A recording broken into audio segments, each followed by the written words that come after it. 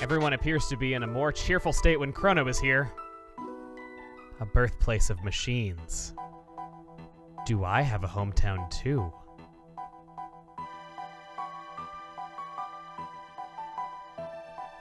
Hey everybody, it's Chugga Conroy. Welcome back to more Chrono Trigger. Last time, we returned to the Middle Ages to see what Magus's 3 generals have been up to since we saw them last when Fiendlord's Keep fell. I also like keeping my arm, so I won't mention it around him. This time, we're helping out a very nice little big boy. You understand what I mean. Robo is the focus today. So, I want to have Ayla in the party as she just learned a new single tech, and of course I want to show that off, and I'm thinking we'll just swap out the party members that aren't Magus in order to see what dual techs we're able to get between Ayla and the others. Robo, while he has the spotlight, has some fun details about him. He's just jumping for joy all around the room because now he's the focus again. Whenever you talk to somebody with Robo as the party leader, he cowers in fear because he has anxiety about having to tell people no, or even just the possibility of having to tell them no for a few moments before he says anything. At first, I interpreted this as a fear of Magus because he was the first one I talked to when I saw this, because of course I was talking to him a whole bunch. Love you too. But no, he is actually like that with everyone. He doesn't like having to tell people no when he can see that they're enthusiastic to come with. Additionally, because I don't know if we'll have a chance to show this off, Robo has a different jumping sound effect when he jumps out of the Epic. He has hydraulics! That explains how such a big, heavy guy would be able to jump so high. Want to hop on board the Epic, because our destination today is where else, but I always have to think for a second before hitting takeoff or get off because it's worded very similarly. 2300 AD. Off to the east is a whole island, or 3 whole islands. Well, these only count as like half of an island, right? That's the stupidest thing I've ever said. I want to land, let's land, let me, okay. I want to land in aesthetically, let's try the crater. Yeah, I love landing in aesthetically pleasing locations. It's my new favorite hobby. I need to get a life. Geno dough. That's funny. Sure doesn't look like Geno or a dome to me. You mate with that computer, Robo. Who enters my sanctum unbidden? My, welcome home, R66Y, or should I say Prometheus? And behind you, fleshlings? I have not seen creatures of flesh for many a day. Let me welcome them. Come within. That sure is nice of you to close the door behind us because we were going to go through this door, and it's nice of you to eliminate any options that might tempt us to the contrary. In we go. Let's just see what capabilities they possess. On this processing plant line, we have Deverminator EX, the most extreme name I can think of, and we're going to go extreme on them by triple kicking them in the face. Ayla just glows with the sheen of sweat that working up for that attack makes her have, and yeah, you just kick them. They're pretty weak. They have quite a few attacks, though. They have Robo's laser spin for one, showing that maybe this is where Robo was manufactured, as they have similar capabilities. They have a tech called Shock that's proximity-based and light elemented, and they can, they shoot lasers at things that move, and you saw them shooting each other right there. We've seen enemies similar to them in the past, just not in that specific combination. These, oh god, it's 20 MP actually, I see now. Of course I want to use it! We need that kind of firepower. I've been loving those 20 MP attacks more this time around. These are version 4.0s. Technology keeps advancing even after the end of the world. That's just how rich these processing companies are, I suppose. They can use Cure Beam on each other. They have the tackle tech that you've seen in all the other versions. They have a shadow elemented beam attack, and they are weak to light. Pretty complex, actually. Anything would be by version 4.0. Ayla's triple kick is just simply her first tech roundillo kick used 3 times in one usage. It's more expensive than using it 3 times individually, but of course you get to use it in one turn. And if I may amend something really quick, Dino Tail is not based on her magic stat, but instead her HP. The lower it is, the more damage it does, and with me being at full health, that was hardly worth it. It did alright. It was 1 hit from triple kick, not something that I would spend that much MP on if I didn't have the low HP. It was just one of those little quirks that slips my mind because Ayla doesn't have that many magical techs, so I don't really think of it that much. And as we're going through this gauntlet of enemies, I want to give Robo praise. Because that's what I always do. Whoa! She hit for almost 3,000 damage with a regular attack! Wow, that was very, very cool. Luca, you're getting in my good graces again with that weapon, okay. Robo, I want to acknowledge him as a proximity bomb. And a dual bomb, wow, well, that's gonna interrupt my thought now, for a few seconds to say the least. I'll just do a regular attack right there, and we'll see proximity bomb. This is what it says. It is a proximity-based attack, and it's actually fire-elemented, meaning that Robo can use multiple types of magic now. There's that dark beam attack. It's also proximity-based. Here, I'll show you a real proximity-based attack! His whole life was leading up to the moment where he could blow himself up for our benefit. That's horrible. Poor guy. As for the dual bomb, Ayla just lays down and takes it there. That looked really bad. Only 95 damage from that attack. Okay, so we need both of your turns. For the double bomb, it's 14 and 15, a total of 29 MP being spent here. All I can say is this better be good. Well, feel special. You get to have 29 MP spent solely on you. That powers that up into one mega fire attack doing 3,778 damage. That might be the highest we've seen a single attack do so far, actually. That combines Proximity Bomb with Megaton Bomb from Luca, which I don't know if we've actually used that individually yet. Anyway, what I was wanting to say is that Robo is my personal favorite Chrono Trigger character. It's taken me a while to land on this decision as I flip-flop so much over the years, and I just think about new things. Like, every playthrough I think, oh yeah, that character did that. I really like that. I was kind of gaining more of an affinity for Luca for a while, and I kind of showed this in the earlier videos, but I think I've decided on Robo. I consider him the most dynamic character out of the cast. A lot of Chrono Trigger's cast, while good characters, are actually pretty static. You have Luca not changing much over the course of the adventure. Marle stays pretty much the same except for her relationship with her dad that's been developing for a while. She's always been really hardy and made decisions on her own. Acted kind of rash at times. Luca, you're just hitting for so much damage. Wow, you really want to get back in my good graces after what I just said about Robo. Ayla's fun, but she doesn't have that complex of a character, really. Chrono, I don't need to say anything about because he doesn't say anything.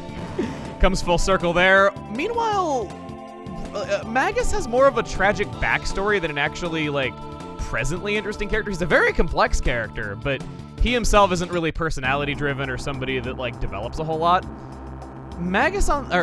Robo, on the other hand, is very dynamic. You can see that he works very hard and that he tries to be a good person despite his weird background. And not only that, but in the Japanese version of Chrono Trigger, it goes even further than that. Very often, machines are trying to kill you. Very often, machines are depicted in Japanese as speaking in katakana, which is usually used for any kind of character that is speaking in a foreign language. Katakana is usually a stand-in for English words. And it just kind of shows that they're not speaking normally. I think Mr. Saturn even speaks in katakana and Earthbound to kind of give you an example of what I'm talking about, how non-typical speakers use it. Robo starts out speaking strictly in katakana as machines do, and then as time goes by, he has just a little more bits of hiragana inserted into his text, where he speaks more and more like a human to show that he has a little bit of humanness in him. But oftentimes his hiragana words are misspelled or used improperly to show that he is still very much a machine, but that he does have the feelings of a human and does have just a little bit of humanity to him.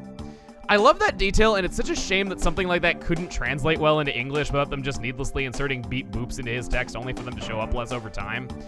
I'm glad that they didn't go overboard with it because it would have been very easy to do, but it's still something I wanted to share with you here. Okay. Well, that shows us that there is a room up there. We go into this. It doesn't seem to do anything.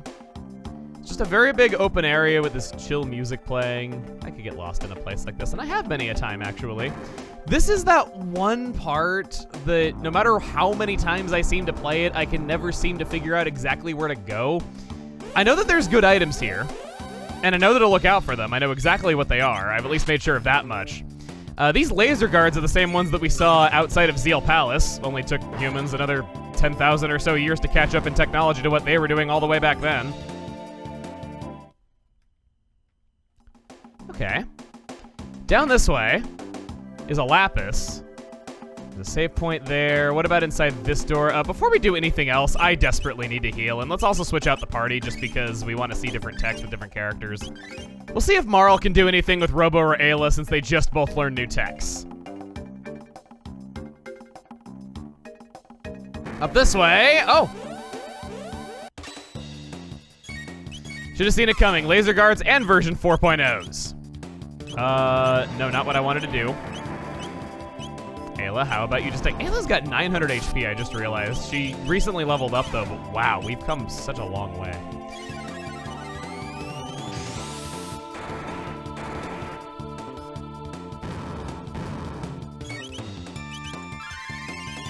There's that Cure Beam version 4.0s can use. It's okay, he's practically dead.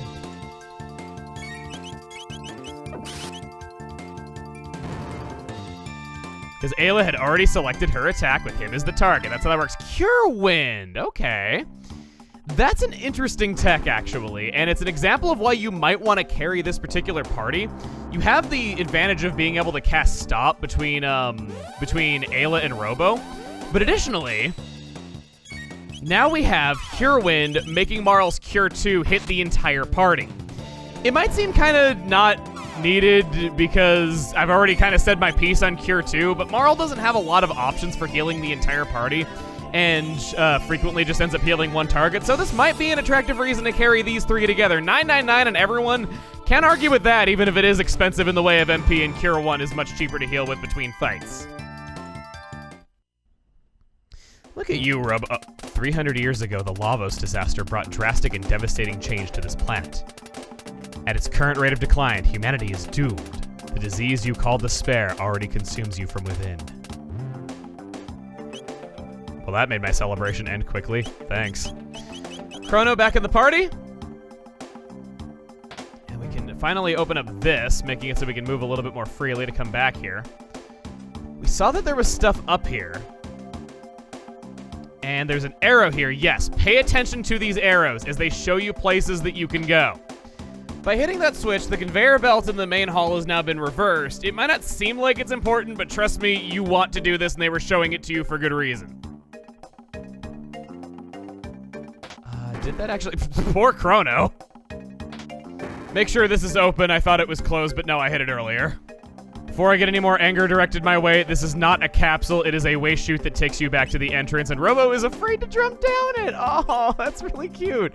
Maybe he does that for all yes or no questions whenever he's the party leader. I could see that being possible, that he just doesn't like confrontations or having to answer for everyone.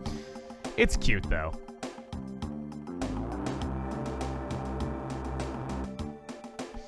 All right, so over this way, that doesn't do anything. This down here is where we came in. This doesn't do anything. This over here is a fight.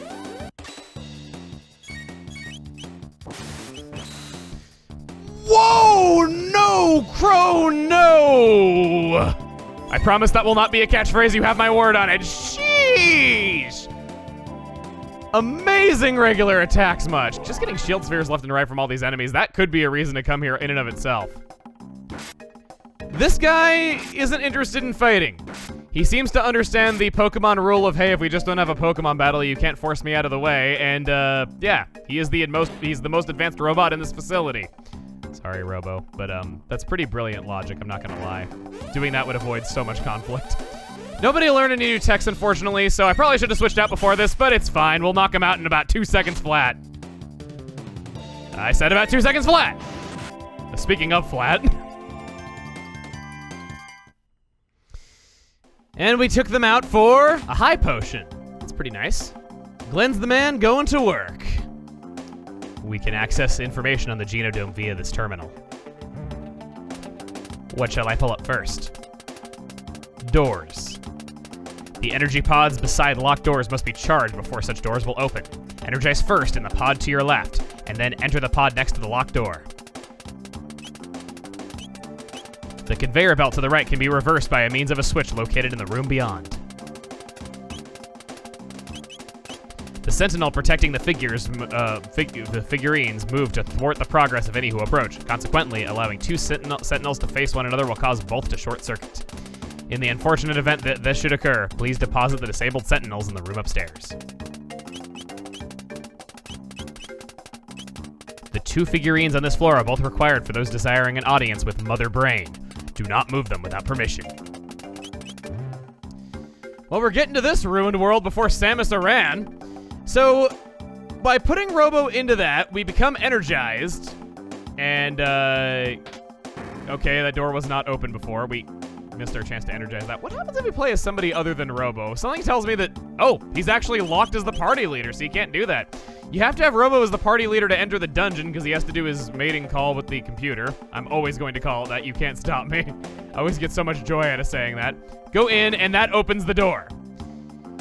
Inside is a high potion and 50,000 G? I knew inflation was bad in the future, but yowza! I'll happily take that back to medieval times and buy myself a nice yacht. If they even had those in medieval times, I'm not totally sure on that one, but, you know, I'm 50,000 G is gonna make me so rich in medieval times that I'm sure I'll be able to invent yachts with that kind of money. Kind of going on about favorite characters and all that business, I understand that you can't really say that somebody's your favorite character without somebody respectfully disagreeing, and if you're the creator of something, oh, you can't say who is canonically best girl without various plagues such as locusts breaking out all over the world. You can't do that anymore, but for those that are curious, Akira Toriyama, the one who came up with all of these wondrous characters, he actually did say in an interview many decades ago that his favorite character out of the cast is Luca. Personally, I think it's sentimentality because of Dr. Slump and how that was something that he drew long before he was world famous for Dragon Ball. But of course I can't exactly prove that. We have 3 switches here. We'll ignore those for right now. I think I'll just kind of go back and energize the doors a little bit more before we take care of that. Energized. Can't do anything with that. Energized, and for this one, we gotta go fast. If we move really, really efficiently, not fighting that enemy, getting on this conveyor belt, and the lightning wasn't catching up with me. And I was outrunning the lightning. That's damn impressive. A turbo ether and a high ether. I'm sorry, high ether. You're a disappointment. That one went away, and now he's down here. And he goes on this conveyor belt. We have found our 8th party member at last. I will call him Bobby, and he'll be mine. If you don't think Bobby's a good robot name, it's spelled B-O-B-I. That sounds really robotic. You know what we have to do with him. I'll be sure to note it in the future that if a Team Plasma Grunt ever won't fight me and gets in my way, I just need to bring another Team Plasma Grunt to stare at him, and then I can move on. Vigilance hat. We haven't got any equipment yet. The Aussie's pants. This prevents all status ailments and is more powerful than the Rainbow Helm. Is it more powerful than the Gloom Helm? No, it's not. Okay, I'm kind of glad for that. Mermaid Helm on Luca. She could probably... it's actually the same. Not stronger than the Guardian Helm. I'll take all status ailment immunity on Robo. He is the tank / healer after all. There's that figurine that we've heard so much about, so now we'll go up.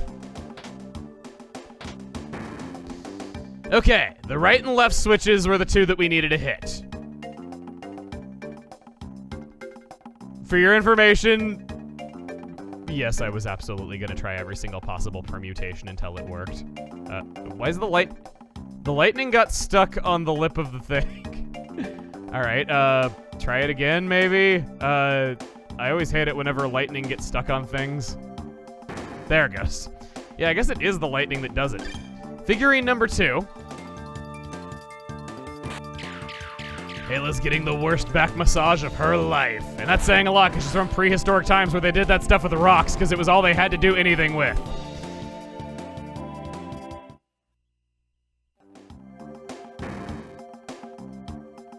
We'll hop in the elevator.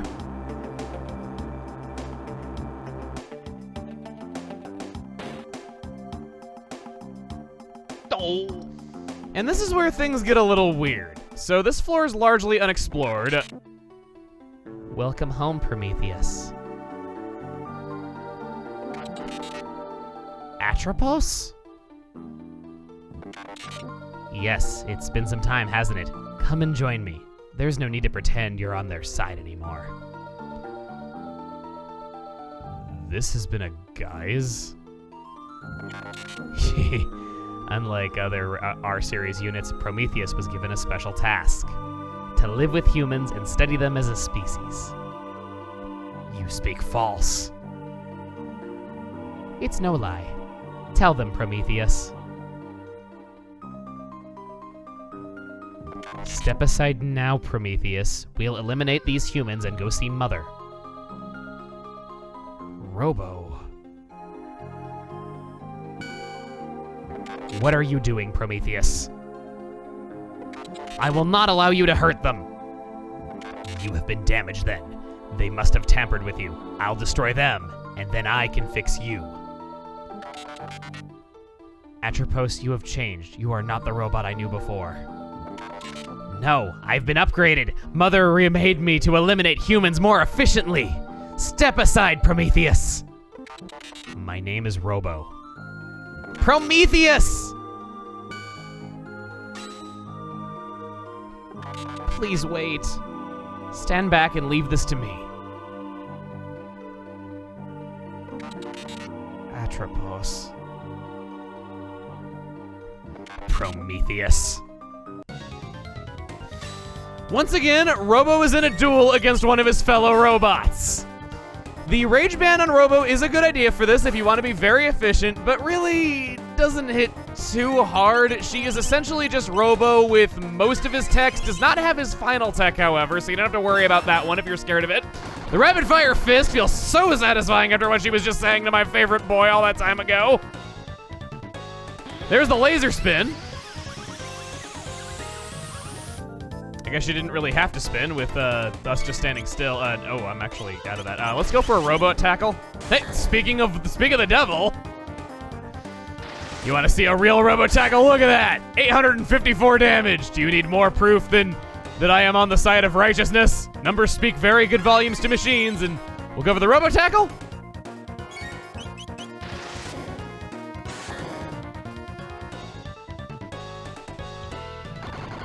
There's the rapid fire fist. 114, probably gonna be good to heal. Don't want to get out of control. Proximity bomb, there it is. That's the strongest tech that she has. It'd be really nice if she could just blow herself up, even though I don't, from using that attack.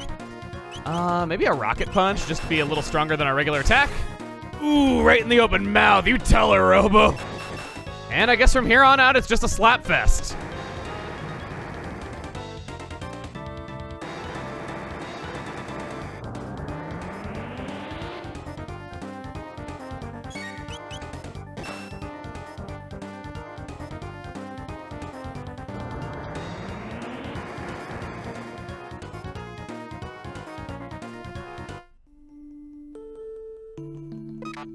Prometheus, it's been some time, hasn't it? Atropos, I'm damaged? What happened? Atropos! My memory banks. I must have... Yes, when Mother overwrote my old programs. I backed up my memory. I'm sorry, Prometheus. Atropos, I want you to have this. You can plug it into your circuits. Please, take care of it. Goodbye, Prometheus.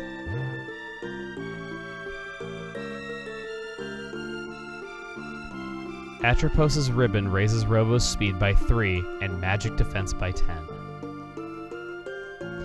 Robo is no longer the slow, tanky one of the group. He's just strong and fast like the rest of us.